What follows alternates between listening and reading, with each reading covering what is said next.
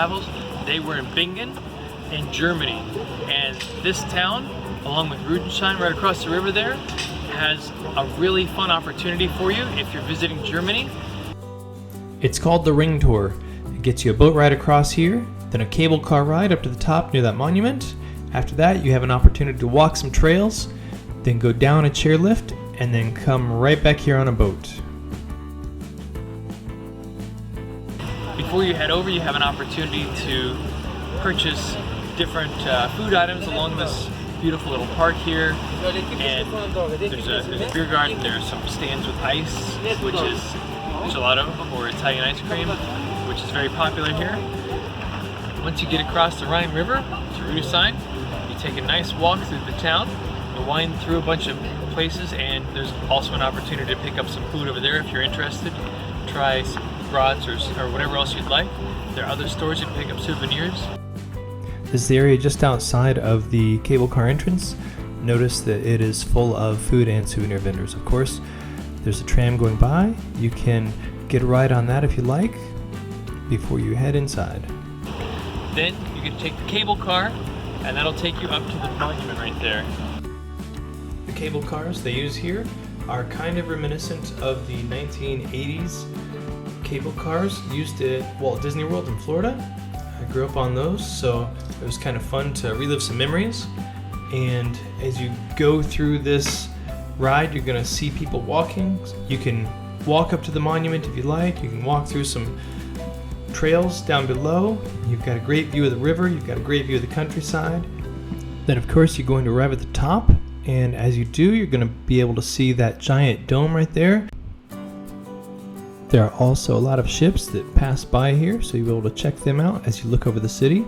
There's a restaurant, there's some things like that, and the Niederwald Monument right behind me there is going to be a place you can go. It's very tall. It's a great photo opportunity if you want something there. It was pretty busy on the day that we went, but that just gives you an idea of how large this monument is if you compare the people to how big that statue is. If you have a talent such as handstand walking, you can do what Rebecca did and take an opportunity to practice your skill and have a little fun in the process. We chose to go down the path that took us to the Hermitage and to a lookout tower. There are signs and maps throughout the entire path. As you go down, you'll notice things to your left or to your right. We noticed a bunch of stones here, and we decided to check it out. This is the Hermitage. They had a sign talking about it. This is about all that's left right there. But as you look over, you can see the ruins from a castle, and you can also see the Mouse Tower. Mouse Tower was used as part of a toll system. This is a mock castle. It was built in the 1800s, and the sign said that it was meant to make people stop and reflect on life and the fact that it's temporary. This was a really awesome find along the path. We loved it because it was so detailed and yet so small when you compare it to castles. As you can see, the top portion was sealed off, couldn't go in there, but you could go through the bottom portion. And as you look to the back of this, there was a little escape tunnel or pathway through there. As you go out of this exit at the bottom, you look down and you see the historic marker down there.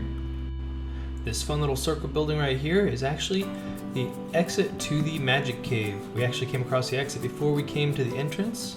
We checked this out about 3 or 4 times because it had a bunch of glass and other shiny objects embedded in the ceiling and the walls. Another thing the kids really loved was feeding the animals at the end.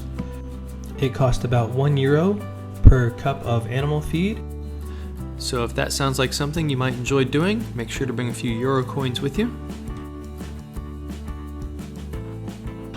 Once we finished looking at the Hermitage, the lookout tower, and a few other scenic spots, we found the chairlift, which brought us right down the hill in Rudesheim into the edge of town. The way this was set up with the path underneath the chairs kind of reminded me of Knobel's Amusement Park in Pennsylvania, which is the largest free amusement park in the United States. As you can see, going down the hill here, there are some great views, and also notice that ship is turning around.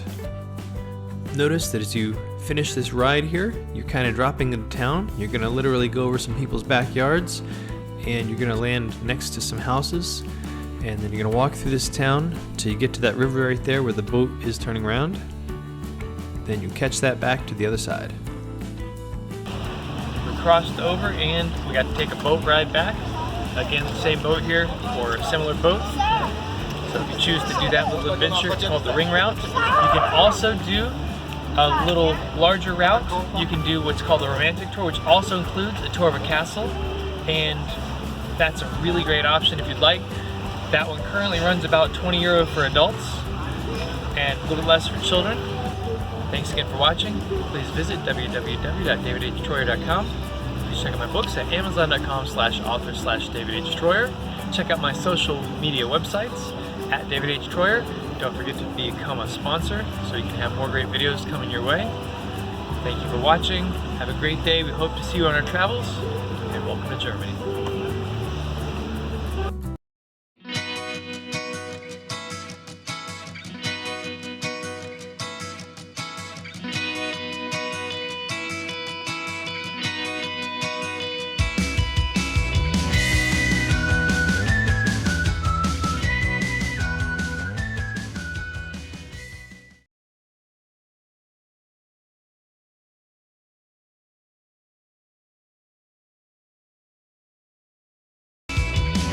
We're so glad you've been following our adventures on YouTube and Rumble.